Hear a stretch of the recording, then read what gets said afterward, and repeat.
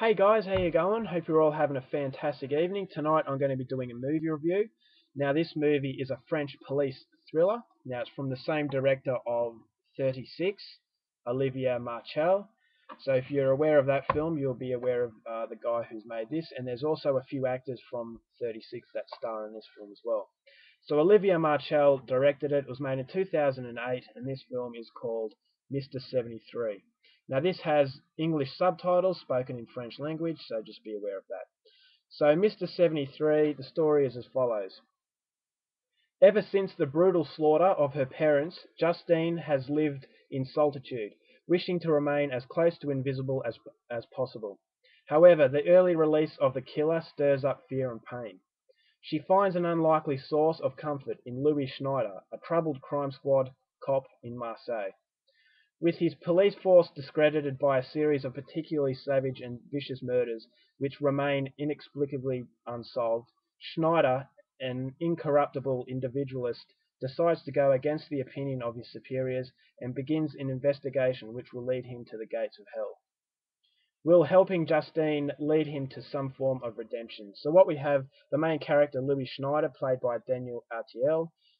Fine effort from Daniel. He was also of 36, and I've come to really like this guy. So he plays Louis Schneider, who is a very emotionally damaged character. He was responsible for the death of his young child, and his wife isn't dead, but she is in a vegetable kind of state.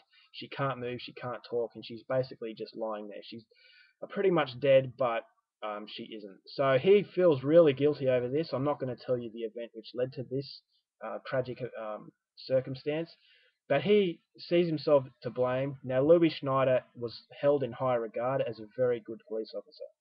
But since this accident, he has taken on drinking to numb the pain, and as a result of that, his behaviour has spiraled out of control, and he's pretty much a walking mess. So he's relegated from his position in the police force to a low sort of position. But then there is a serial killer on the loose. Now, what he does best is to solve these crimes, but since he has been relegated to a much lower position, he can't take on this responsibility. So he goes behind closed doors, and he ends up investigating anyway without other people realizing. And when he's caught, he gets into even more trouble. So this is a guy that was on top of his game in his prime, and then this tragic event come and he's gone downhill. So it does create a very, very interesting character. So he's on the trail of this serial killer, and then things are even more complicated by the introduction of this young woman played by Olivier Bonamy. She plays a character named Justine, and she is also someone with a lot of emotional baggage. She witnessed her parents being brutally slaughtered.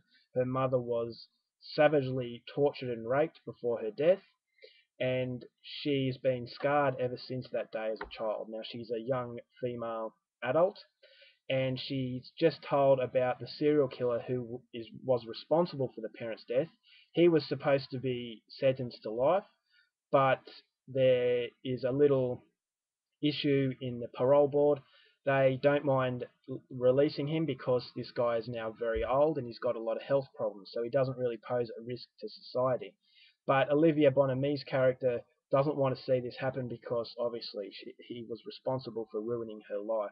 So the serial killer on parole is played by Philippe Nahon, who is a legend in French cinema.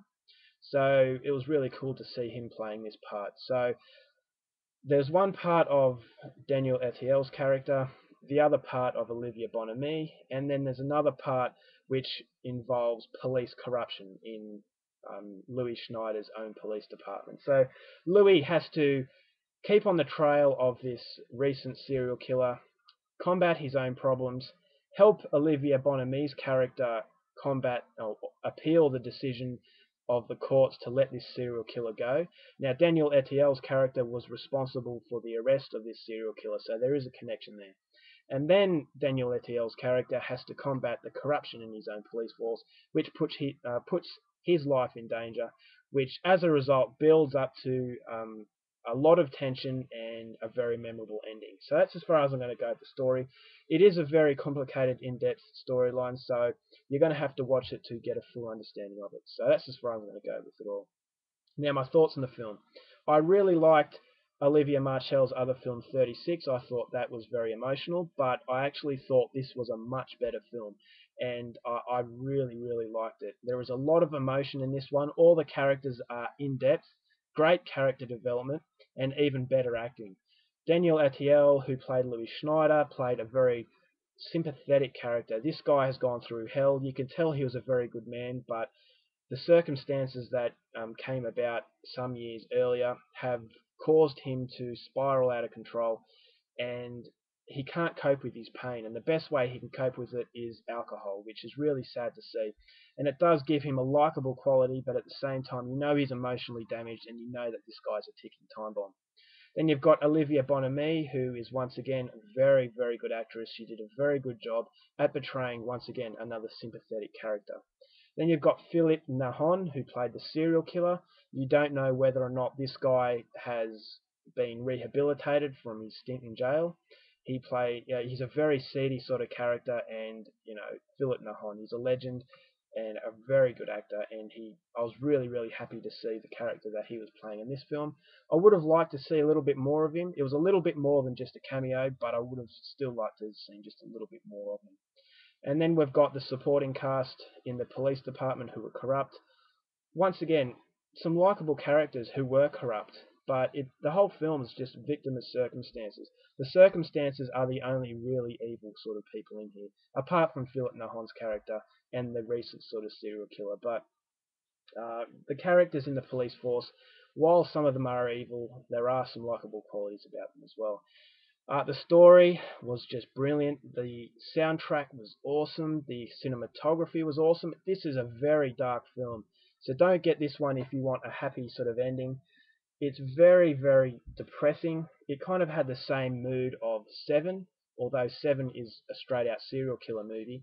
It had a very grubby, depressing, dark, dank, sort of wet sort of feeling. And this one had the exact same. It's just very morbid sort of atmosphere. There's nothing happy about it, and it really is a film that you go through. It's an ordeal. It's not something you enjoy, it's something that you survive. The violence in it is very disturbing, especially the flashback scenes that Philip Nahon's character put this girl's parents through. That was really disturbing to watch. It's not overly graphic, but there are some pretty shocking scenes of violence. The ending, as I said, was perfect. Daniel Atiel's character, you can sense that throughout the film he's building up until the top of him just explodes and he loses the plot. So I'm not going to tell you if he does lose the plot, but throughout the film you just think it's a matter of time. Not a question of if it will happen, it's a question of when. So yeah, a highly enjoyable film. I strongly recommend this. If you are into horror films, I think you'll get enough out of this because of its dark atmosphere and very disturbing imagery. And if you want a really solid drama that will make you think, definitely get this one. I highly recommend it. I loved it. And for all of you French cinema fans in general, this is one that you have to pick up because it's very well made, incredible acting. It displays some of France's most talented actors, so it's a showcase of talent. The directing, the acting, everything in it is very, very well done. So highly, highly recommended. Alright guys, that's my review. This is a very difficult one to review, so I hope I've done a good job of that. So until next time, take care of yourselves, and I'll see you later.